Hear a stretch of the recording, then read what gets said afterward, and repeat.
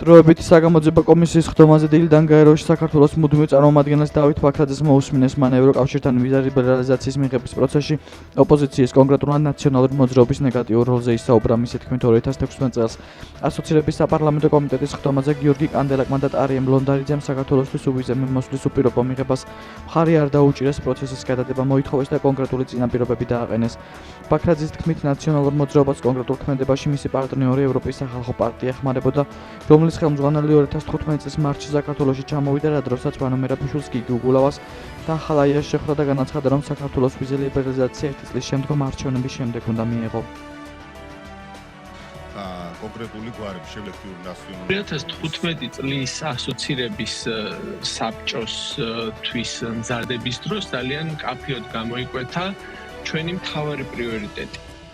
ანუ ამ პერიოდში საქართველოს უკვე ყველა რეფორმა განხორციელებული ჰქონდა და ჩვენი მთავარი მიზანი უკვე იყო ვიზა ლიბერალიზაცია. ანუ ჩვენ მუშაობთ ვიზა ლიბერალიზაციაზე, განხორციელდა რეფორმები, წარმატგინეთ ეს ასოცირების საბჭოზე, სადაც განხილული იქნა, ასე ვთქვათ, ეს საკითხები მთლიანად თავრობას გარდა ამ ფორმატში მონაწილეობისა ჰქონდა მაღალი დონის შეხვედრები, როგორც ევროკომისიის წარმომადგენლებთან, ევროპარლამენტარებთან, საექსპერტო საზოგადოებასთან, ეგრეთ წოდებულ think tank-ებთან, ვისაც ტრადიციულად პოლიტიკურ გადაწყვეტილებებზე მოგეხსენებათ აქვთ შესაბამისი გავლენა და ამ შეხვედრებზე გამოიკვეთა, რომ ზუსტად ამავე პერიოდში, ამავე თვეების განმავლობაში ოპოზიციური ერთიანი ნაციონალური მოძრაობის პარტიის წევრები თვეების განმავლობაში დადიოდნენ და შეხვედრებისას საქართველოსთვის უვიზო რეჟიმის მიცემის წინააღმდეგ, ასე ვთქვათ, ლობირებდნენ. ჩემი თხოვნა იქნება, რომ თქვენი დრო რომ დავზოგოთ პირველ რიგში კონკრეტული გვარები მივაყოლოთ, ეს არის ძალიან მნიშვნელოვანი. კონკრეტული ქმედების უკან კონკრეტული გვარები და სახელები. ნაციონალური მოძრაობის პარტნიორი პარტიის, ევროპის სახალხო პარტიის ხელმძღვანელი ჯოზეფ დაული, ეს ხდება უკვე 2016 წლის მარტის თვეში, აცხადებს, რომ მიუხედავად იმისა, რომ ეს პარტია მხარს უჭერს საქართველოსთან ასე ვთქვათ, ვიზა ლიბერალიზაციას, საქართველოს მოსახლეობისთვის უვიზო მიმოსვლას, ეს პროცესი უნდა გადაიდოს. მაგ პერიოდისთვის, ვისაც ის ვიზიტის დროს შეხვდა იყო მერაბიშვილი, ახალაია, უგულავა და ასევე გაიმართა შეხვედრა ნაციონალურ მოძრაობაში. ეხლა გადავდივართ უკვე საპარლამენტო განზომილებაში ამ პროცესის და ქალბატონ თიას ემახსოვრება, იმიტომ რომ იქ მომხსენებლებად ვიყავით იუსტიციის მინისტრი, იყო საგარეო საქმეთა მინისტრის პირველი მოადგილე და რეინტეგრაციის და ევროინტეგრაციის სახელმწიფო მინისტრები ვიყავით. სადაც ეს პროგრესი გავაცანეთ, განიხილეს ევროკომისიის ეს გადაწყვეტილება და ამის შემდგომ გაიმართა დისკუსია, დებატები და მიიღება გადაწყვეტილება, რეკომენდაცია, რომ საქართველოს მიიღოს უვიზო მიმოსვლა ევროპასთან. ამ რეკომენდაციას, ამ დებატების დროს, კენჭისყრისას მხარი არ დაუჭირა ერთიანი ნაციონალური მოძრაობის წევრებმა. აქ წარმოდგენილი იყვნენ ორი წევრით, გიორგი კანდელაკი და ტარია ლონდარიძე, ასევე არ დაუჭირა მხარი ევროპის სახალხო პარტიის რამდენიმე წევრმა, სარიუშ ვოლსკი მახსოვს ნამდვილად, ალდეს რამდენიმე წევრმა. ანუ ის, რაც 2015 წლის ნოემბერში პირად შეხვედრებში დააფიქსირეს ევროკომისიის თუ ევროპარლამენტის წარმომადგენლებმა, რომ ნაციონალური მოძრაობის წევრები სხვადასხვა, ასე ვთქვათ, შეხვედრების დროს ამას ლობირებდნენ, ეს უკვე საჯაროდ გადაწყვეტილების დონეზე არ დაუჭირა მხარი ამას ერთიანი ნაციონალურ მოძრაობას. 2012-2025 წლებში პოლიტიკოსების მიერ საქართველოს საგარეო პოლიტიკური ინტერესების დაზიანების პალატა ქარდავას სიცოცხლის უფლების დარღვევის საქმეზე წინა ხელისუფლების დროს საკუთრების უფლების შელაგვის ფაქტებსა და სოფელ ჩორჩონასთან საგუშაგოს განთავსების ეპიზოდებს განიხილავდნენ დილიდან პარლამენტის დროებით საგამოძიებო კომისიის ხდომაზე მოусმინეს ვაჟამანიას, თორნიკე ნიორაძეს და ვალტერ შაკაიას. რესტორანზე ერქვა მეგრელები და ნატურის ხე 32 ტოლვილი მუშაობდა ოჯახი ჩემთან ამ რესტორნებში და მუშაობდით ნორმალურად ყველა წესიერად გვიქცეოდა და ჩვენ ერთი კაპიკი ვალი სახელმწიფოში არ ქონია. სამი რესტორანი ავაშენეთ 0-დან დავიწყეთ და სამი რესტორანი და ერთ დღეს მოვიდა ვიღაცა ახალგაზრდა ბიჭი და მითხრა გიბარებენო შენ და შენს მეუღლეს პროკურატურაში, ქალაქის პროკურატურაში. გაგვიყვანეს და მააწერეთ ხელიო თუ არაო, ამას გიზამ, იმას გიზამთო. რას გიზამთო? ბოდიში და ახლა აი მე მითხრა შენ და შენ მეუღლესო ორჯომის ბოთლზე დაგსვამთო და შენ შვილს საერთოდ მინდორს არ ვანახებთო, ისე იქნებიანო ციხეში გამომზდეულები. ეს პროკურორმა გითხრა. ხო, პროკურორმა მითხრა ეს. მერე დამიკეტა კარები და საღამომდი ცოლისად იყო არ ვიცოდი. მე ცალკე ვიყავი იქ შემოვიდოდნენ ბიჭო რა შევიშენ და ხო იცით როგორ აბამბულებენ დაჭერილ გაზ ვიფიქრეთ მოდი ერთი მას შევხვდებით თქვით ვიფიქრეთ ბოკერიას იმიტომ რომ კარგად ვიყავით მაგასთან პატივიცემა ყურადღება ჩემი ცოლი დატრიალებდა ყველას და გიგა ბოკერიას პარლამენტში შევხვდით მაგას ეყოფათო რაც მუშავეთო და ათი სხვაგან მონახეთო ადგილიო. აი ეს იყო მისი პასუხი და ასე ხელი წნეთის მხარესო. რო დამინგრიეს, მაშინ მქონდა ბანკის ვალი 60,000 ლარი TBC ბანკის. სამივე რესტორანი დამინგრიეს და გაასწორეს მიწასთან. ჩვენ რაც მოვასწარით, მანქანის ასხა გავიტანეთ, საწყობი მოგვინახეს დამათმა. და დანარჩენი გაიძარცვა. აიო ნიავქარმა. იქვე მიქონდა ხალხს თქვენი ქონება მოიდნენ და რაღაცა 3 ლარს 5 ლარს იძლეოდნენ ვისა მომეცით ეს და არ მინდა მე უთხარი რაც მინდა წაიღეთ გასაგებია. ანუ ნებართვას აძლევდით რო წაიღეთ. კი. სამი რესტორანი ასე გაანოლეს ამ არაკაცებმა. მიზანი რა იყო? რომ ეს დოქები აშენებულიყო თუ რა ხდებოდა იქ? არა, მიზანი იყო ის კალბატონო თია რომ ჩვენ რო ჩამოგვართვეს ეს კონება, ეს კონებები რო სარაჯიშვილიც რო ეხა სადაც დოქები დგას, იქ რესტორანი სარაჯიშვილი იდგა. ეს კონებები შემდეგ გაერთიანეს, შემდეგ გაყიდეს თუ არ ვცდები 7 მილიონად და მერე ერთი თვის მერე დაიბრუნეს 17 მილიონად. უგულავამ დაიბა.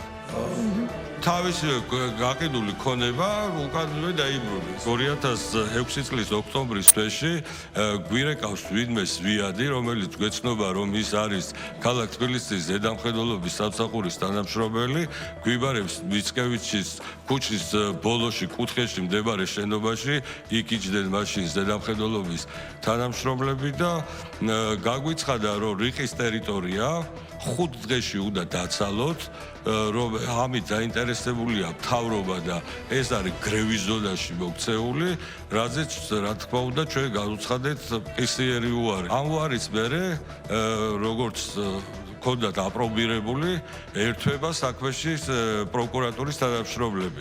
ვინმე ჯონდო, როგორც მას ეძახდა ჯონი მაჭარაშვილი. ჯონი მაჭარაშვილი იბარებს გელადიორაძის ქალაქის პროკურატურაში და ემუქრება ქალბატონი ნათია ჯიმშელიშვილის დაჭერით.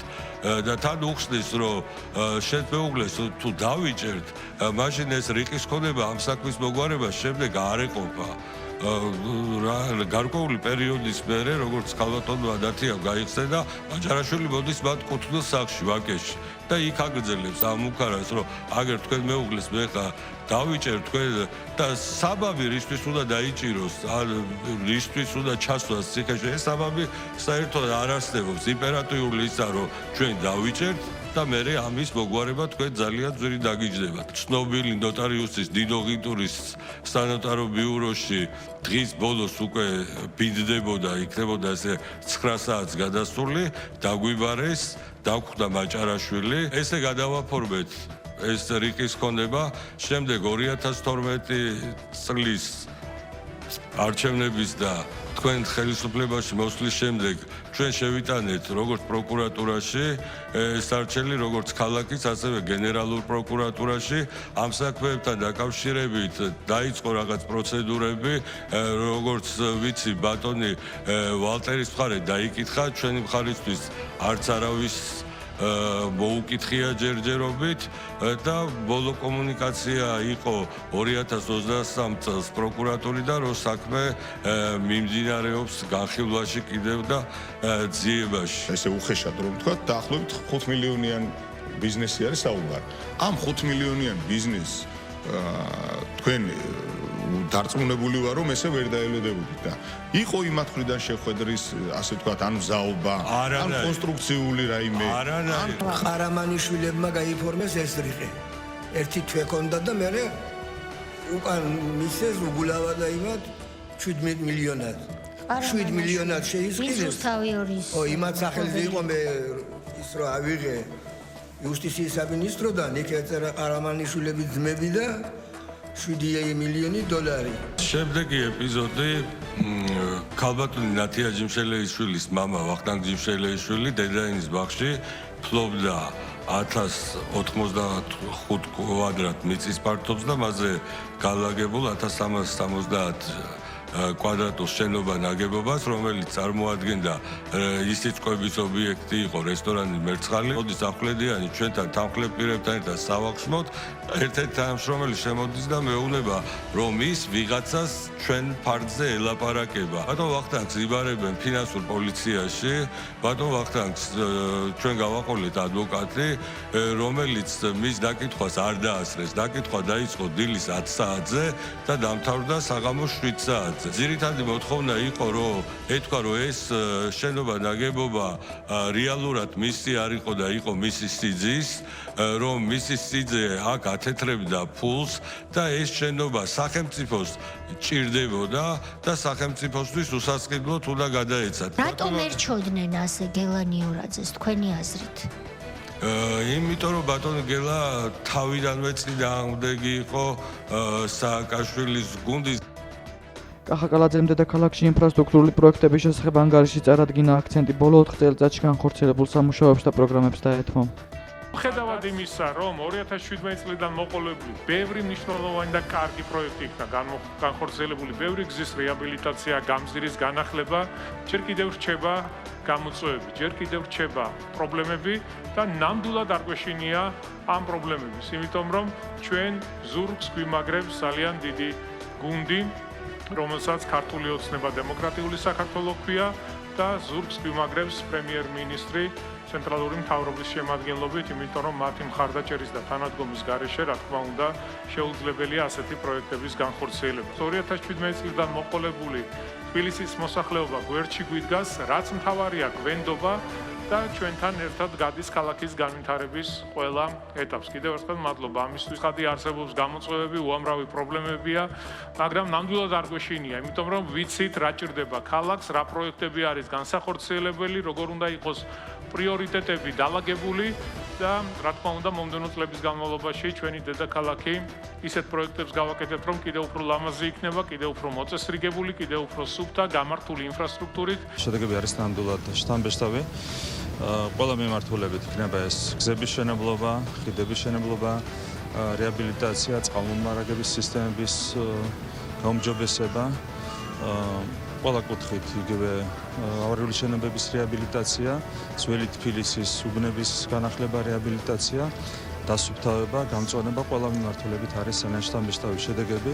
მე მახსოვს დაახლოებით 10-12 წლის წინ, როდესაც კახაკალაძე არ იყო ჯერ კიდევ დედაქალაქის მერი, მაშინ თბილისი იყო ბოლო და მეორე ადგილზე ევროპულ დედაქალაქებს შორის გამწვანების თვალსაზრისით. დღეს თბილისი არის ერთ-ერთი ყველაზე გამწვანებული ევროპული დედაქალაქი, რაც არის რა თქმა უნდა კახაკალაძის დამსახურება და მთლიანად მერიის გუნდის დამსახურება.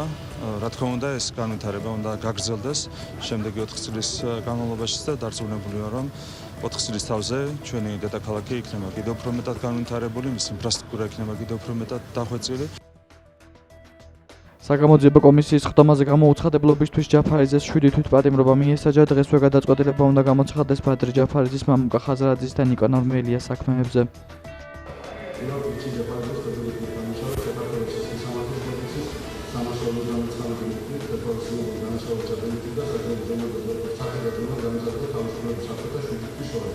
მასე როგორც ვთქვი, ჩამოყოს საერთო სამსახურში თანამედროვე გადავაშენებაა. ეს პოლიცია პარტნიორობა გაუხდეს, საერთო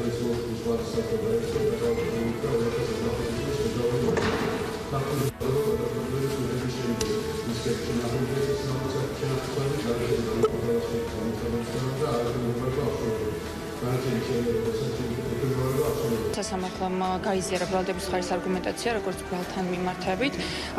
ჩვენი დასაბუთება, არგუმენტირება, მტკიცებულებები, რაც წარდგენილი ჰქონდა ჩვენ არსებთ განხილვის სხდომაზე. შესაბამისად მიიღო გადაწყვეტილება, რაც იყო გონურუეჩმის სტანდარტით დასაბუთებული და ბუნებრივია გამოიტანა გამომტყუნებელი განაჩენი. სასამართლომ შეაფასა, თუ რა სასჯელი შეიძლება ყოფილიყო გამოყენებული. ამ შემთხვევაში სასამართლომ მიიჩნია, რომ ეს იყო ობიექტური სასჯელი, სამართლიანი და რელევანტური, შესაბამისად მიიღო გადაწყვეტილება. საგამოძიებო კომისიის ხდომაზე გამოუცხადებლობისთვის დაკავებებისა და ჯარიმების საკითხებზე პოლიტიკური შეფასებები კეთდება პოლიტიკურ წრეებში. ვფიქრობ, რომ რამე ერთმანეთისგან განსხვავებული განაჩენი დადგება, ერთი ძალიან მარტივი რამ უნდა მივხვდეთ, რომ განაჩენი დადგება ისეთი, როგორიც აწყობს ბიძინა ივანიშვილის მილიარდების შენარჩუნებას. ეს არის ძალიან მარტივად, ეს ადამიანი ასე უდგება ნებისმიერ პროცესს, ქვეყანაში განვითარებულ პროცესს, არა სახელმწიფოებრივად, არა ისე, რომ ქვეყანას რაღაცა წარმატება ქონდეს, ქვეყანაზე არ იყოს ის რეაგირებები, რომელიც არის რეალურად ჩვენი პარტნიორების მხრიდან ყველა მის ნაბიჯზე. არამედ აინტერესებს, რამდენად შეინარჩუნებს თავის მილიარდებს და უფრო მეტად გააგრძელებს გამდიდრებას. ისი პოლიტიკური მოსაზრებები აქვს ახლა ჯაფარიძეს, რომ ჩვენ ვერ გადავხაროთ ახლა მისი პოლიტიკური მოსაზრებები. ამ ხალხმა ხელთათმანი ესროლა საქართველოს სახელმწიფოს. თავის დროზე ეს მელიამ გააკეთა და ახლა აყვნენ ეს განაჩენები, რომ ეგონათ, რომ ახლა სახელმწიფო სისტემა არ მუშაობს და ასე შემდგომ. ეხლა თუ მათი ნაციონალური მოძრაობის ერთ-ერთი ფრთა კახარიას სახით კომისიაზე მოდის, რას ამბობს, ეს მეორე საკითხია და თქვათ დაიქცა ეხლა და იქიდან ჩართვა მინდა, ეს მეორე საკითხია. მაგრამ ხო მოდის, ხო აცხადებს თანხმობას რომ მოვიდეს. საპარლამენტო გამოძიება არის ერთ-ერთი მნიშვნელოვანი ინსტრუმენტი, ხო? შესაბამისად, როდესაც უპატივცემულობა არის გამოხატული საპარლამენტო საგამოძიებო კომისიის მიმართ ნებისმიერ ქვეყანაში, ამას უპირისპირდება სათანადო სანქციები და ეს სანქციები ბევრ ქვეყანაში მართლაც არის ბევრად უფრო მკაცრი, ვიდრე ჩვენს შემთხვევაში, ხო? ჩვენთან მაქსიმალური საშელი არის ერთწლამდე თავისუფლების აღკვეთა, ხო? როდესაც საგამოძიებო კომისიაზე არ მიდიხარ, ეს არის ძიმე რეალურად თავის შინაარსით სამართალდარღვევა, შესაბამისად მას აქვს თანაშაულის კვალიფიკაცია. კიდევ ერთხელ გავიმერებ, რომ არის არაერთი ევროპული ქვეყანა, სადაც სანქცია არის კიდევ უფრო მკაცრი ასეთ სამართალდარღვევასთან დაკავშირებით. ჩვენ შემთხვევაში არის ერთწლამდე თავისუფლების აღკვეთა და კიდევ ერთხელ გავიმერებ, რომ deep state-ი საერთოდ არ გელავს საკუთარი აგენტების ბედზე. მათ ხანდახან ურჩევნიათ კიდეც ციხეში ყავდეთ საკუთარი აგენტები, ნუ ეს ძალიან ტრაგიკული და სამწუხარო მოვლენაა. ხალხის ძალა გაზეთ ფათუმელებთან ევროკავშირის ელჩის ინტერვიუს ეხმიანება, რომელიც მათი შეფასებით ბევრ სიცრუეს შეიცავს. ხალხის ძალა წერს, რომ ევროკავშირის ბიუროკრატიამ დიდი ხანია ჩამოიხსნა ნიღაბი და deep state-ის დავალებით უკვე ღიად ებრძვის საქართველოს სუვერენიტეტს.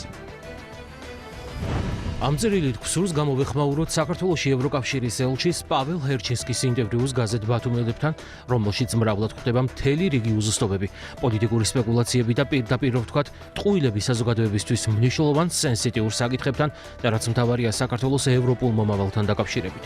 პოლიტიკოსებისა და საზოგადოების უდიდესი ნაწილისთვის კარგახანია ცხადია, რომ პაվել ჰერჩინსკი deep state-ის, ანუ გლობალური ომის პარტიის წარმომადგენელია, რომლის მთავარი ამოცანა სუვერენული ქვეყნის სუვერენული მთავრობისთვის პრობლემები შექმნა და deep state-ის იგივე გლობალური ომის პარტიის აგენტების ხელისუფლებაში დაბრუნების ხელშეწყობაა, რომლებიც დაუყოვნებლივ ჩართავენ საქართველოს ომში. ბოლოს ამის წლის მანძილზე ქვეყანაში განხორციელებული ზეწოლის უპირველესი მიზანიც ხომ სწორედ ეს არის. არაფერი რომ არ ვთქვათ deep state-ის სხვა ისეთ მიზნებზე, რომელიც დიამეტრულად ეწინააღმდეგება ქართული ხალხის ინტერესებს. საქართველოში ელჩად დანიშვნის დღიდან პაվել ჰერჩინსკი სწორედ ამ მიზანს ემსახურება, რასაც მისი არაერთი განცხადება და ნაბიჯი მოწმობს.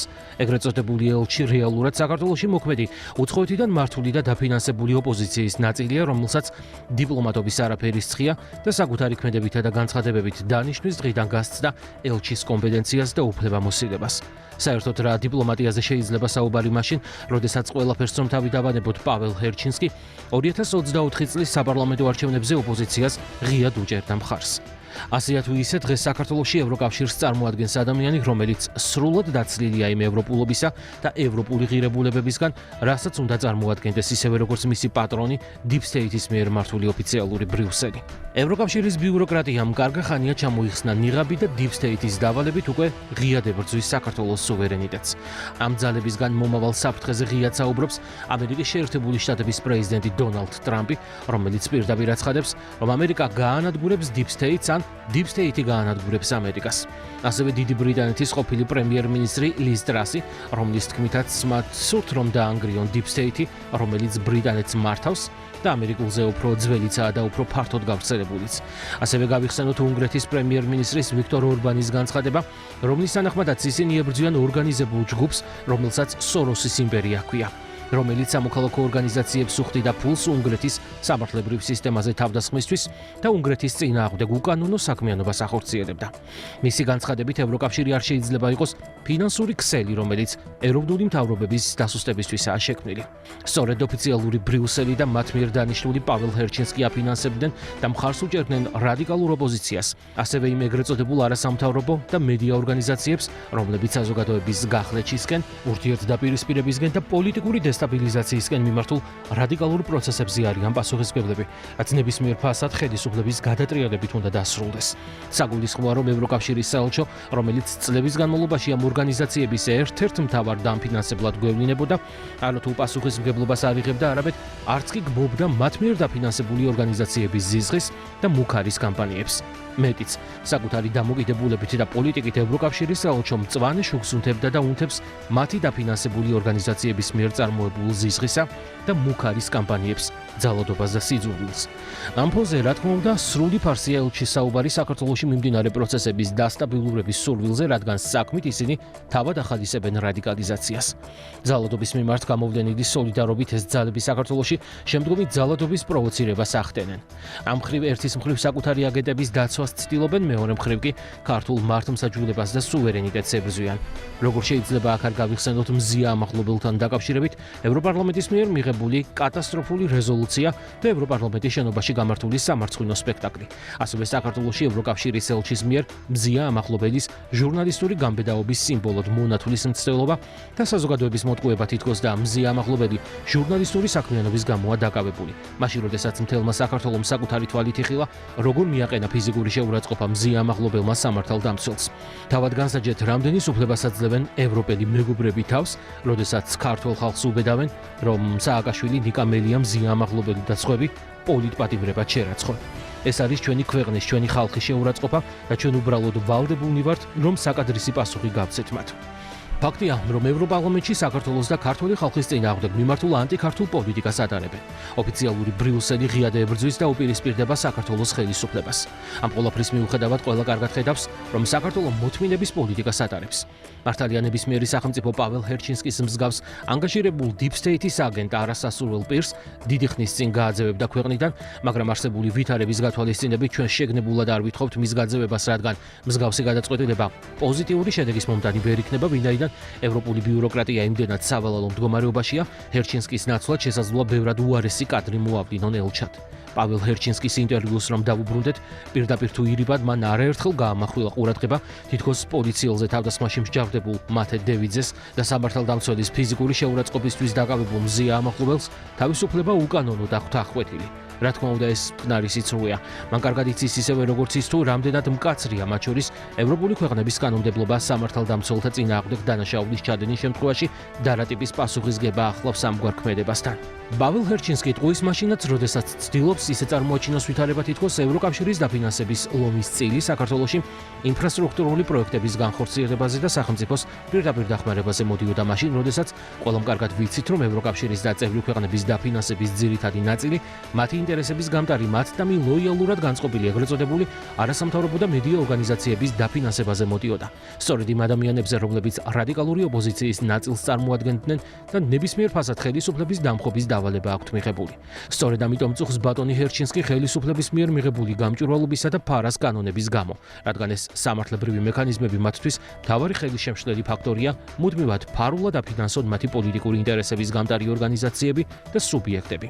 რაც შეეხება ევროკავშირში საქართველოში საქართველოს გაწევრიანების საკითხს, რომელიც როგორც პაվել ჰერჩინსკიმ ბრძანა, შეჩერებულია, რადგან ქართულ ხალხს სურს ევროპა, ხოლო ხელისუფლება უფრო და უფრო შორდება ევროკავშირს, რასაკვირველია ესეც მტკნარი სიცრუეა.